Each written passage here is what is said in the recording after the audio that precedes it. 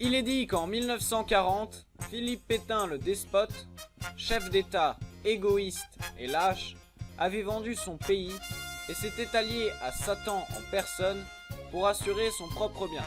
C'est alors que baigné dans la lumière surgit un héros légendaire. Il en appela au peuple et grâce à son pouvoir et à celui de ses fidèles alliés, est parvenu à vaincre les méchants avant de disparaître comme il était arrivé. 18 ans plus tard, la réalité devenue légende et la légende devenue mythe, le pays est à nouveau plongé dans le désespoir. Le pays, c'est la France. J'ai dit la France. Donc, plongé dans le désespoir par la terrible guerre d'Algérie. C'est alors que celui dont l'existence avait été oubliée ressurgit de l'ombre pour sauver à nouveau le peuple français. À présent, et sans rapport avec ce qui a été dit précédemment, quelques définitions pour plus tard. Selon Larousse, le mot engagement a plusieurs définitions, mais une seule d'entre elles nous intéresse ici.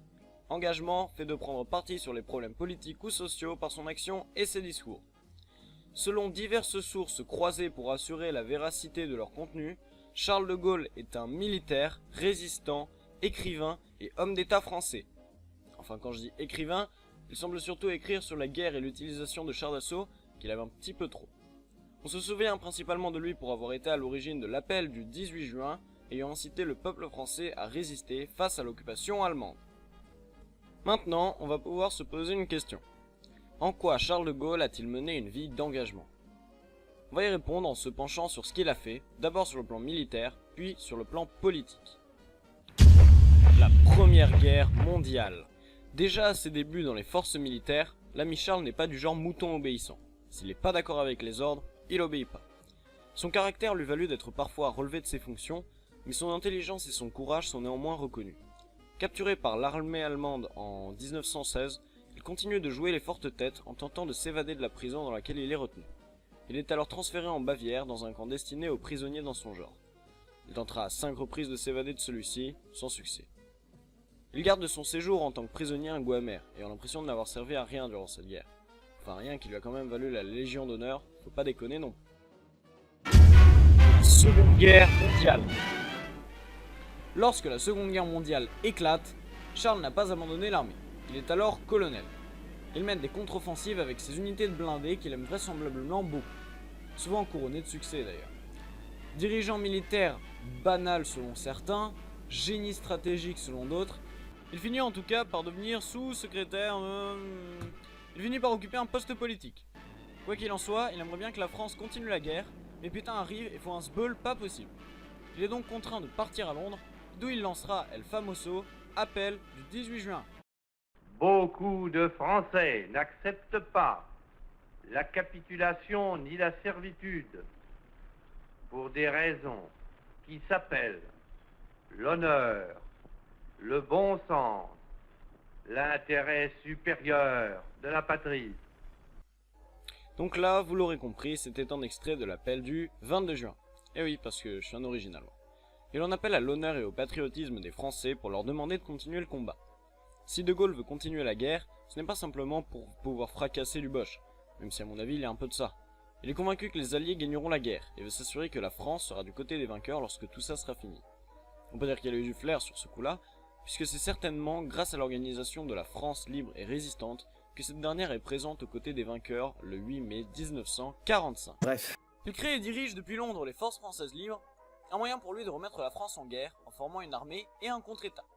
Il dote cette armée de la FNLF pour les bateaux, de la FFL pour les trucs au sol, de la Falafel pour les avions. Bon, on va s'arrêter ici pour la Seconde Guerre mondiale, je vois bien que vous allez vous endormir. En clair, De Gaulle, il déconne pas. Il est patriote au possible, il veut tout faire pour se rendre utile vis-à-vis de son pays, et fait toujours ce qu'il croit qu'il doit être fait. On m'a dit de pas tirer, je tire.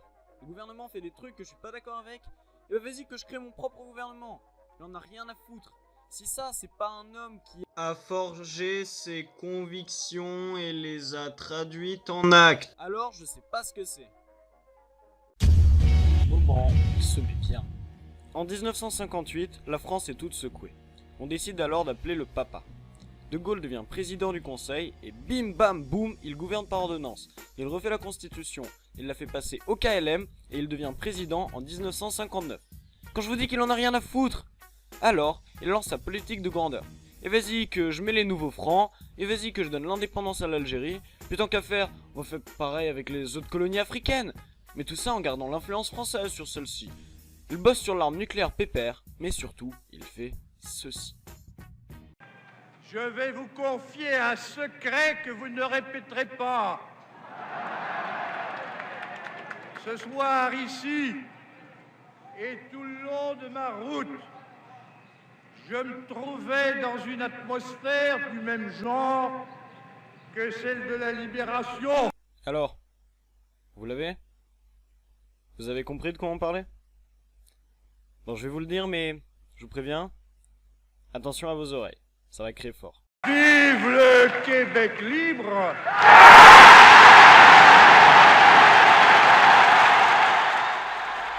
On ne s'en rend pas forcément compte, mais ces 4 mots ont bouleversé le monde entier. Ils renvoient au Vive la France libre, qui terminait toujours les appels du général à la résistance lors de la Seconde Guerre mondiale. La situation du Québec était très méconnue à l'époque, et ce discours l'a fait connaître à travers le monde. Soit dit en passant, il a aussi créé la plus grande crise politique franco-canadienne de l'histoire. Cela dit, à part cette crise, ce discours n'a pas changé grand-chose, et encore aujourd'hui, de plus en plus de Québécois réclament l'indépendance du Québec vis-à-vis du Canada, appelant un Québec français. Mais bon, on n'est pas là pour parler de conflits géopolitiques, donc. L'éloquence du général lui permet aussi de mettre à l'amende pas mal de journalistes. Les conférences de presse deviennent un petit peu son passe-temps. Est-ce que vous garantiriez les libertés publiques fondamentales? Est-ce que j'ai jamais attenté aux libertés publiques fondamentales? Je les ai rétablies. Et y ai-je une seconde à tenter? Jamais. Pourquoi voulez-vous qu'à 67 ans, je commence une carrière de dictateur? On traite actuellement de généraux factieux, des gens qui, jusqu'à présent, à ma connaissance, n'ont été l'objet d'aucune sanction des pouvoirs publics. Alors, moi qui ne suis pas les pouvoirs publics, pourquoi voulez-vous que je les traite de factieux?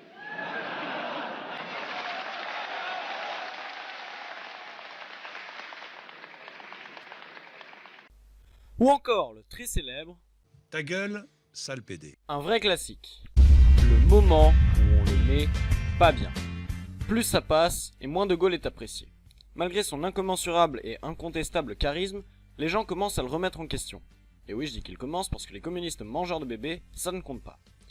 Mai 68 marque le début de la descente aux enfers pour De Gaulle. Il ne comprend pas cette crise. Les mouvements contestataires se multiplient, et De Gaulle est tourné au ridicule. Bon, j'avoue, celle-là, elle est de 1963. Mais l'idée est là.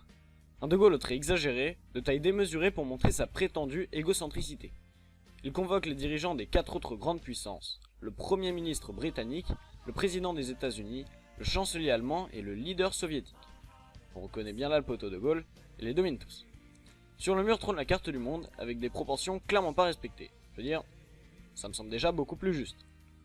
On trouve aussi des portraits de Jeanne d'Arc, Napoléon et Louis XIV sous les traits de Charles de Gaulle. Selon le site CVCE, ces tableaux montreraient l'ego démesuré du président qui voudrait jouer le premier rôle dans l'histoire de l'Europe. Mais à mon avis, l'auteur voulait juste montrer les origines exceptionnelles d'un homme aussi exceptionnel que Charles de Gaulle. Mais revenons à nos moutons. Mai 68, c'est le gros bordel. De Gaulle ne comprend pas ce que veulent les travailleurs et les étudiants ne comprennent pas ce que veulent les étudiants, il semblerait que les étudiants ne comprennent pas ce que veulent les étudiants non plus. Non, ça c'est pas vrai, j'avais juste envie de me moquer d'eux. Ils gagnent quand même les élections qui suivirent. Donc on se dit que tout va bien, tranquille bilou. De Gaulle décide de jouer son poste dans un grand coup de poker. Il fait un référendum, et si les gens votent contre, il s'en va. Le peuple, qui a tourné sa veste en moins d'1 an, décide de la jouer lâche et de voter contre. Pas parce qu'ils sont contre la mesure proposée, juste pour emmerder De Gaulle. Le lendemain même, ce dirigeant puissant, cet homme d'honneur qui est Charles de Gaulle l'annonce dans un communiqué de Colombey. Je cesse d'exercer mes fonctions de président de la République. Cette décision prend effet aujourd'hui à midi. C'est la fin d'une glorieuse épopée. En conclusion, Charles de Gaulle, C'est un bon. peu importe où il est, peu importe son rôle, militaire ou politique, il fait tout ce qui est en son pouvoir pour soutenir ses idéaux et ses opinions. Il n'est pas du genre traître, et quand il dit qu'il fait quelque chose, il le fait. Que ce soit pour soutenir son pays qu'il juge sali par un gouvernement incompétent, ou pour prendre lui-même en charge ce dernier pour mener la France vers la grandeur qui, selon lui, lui est due, il est toujours présent. Voilà donc en quoi Charles de Gaulle, le grand, le seul, l'unique, le padré de la résistance et de la 5ème République, a mené une vie d'engagement.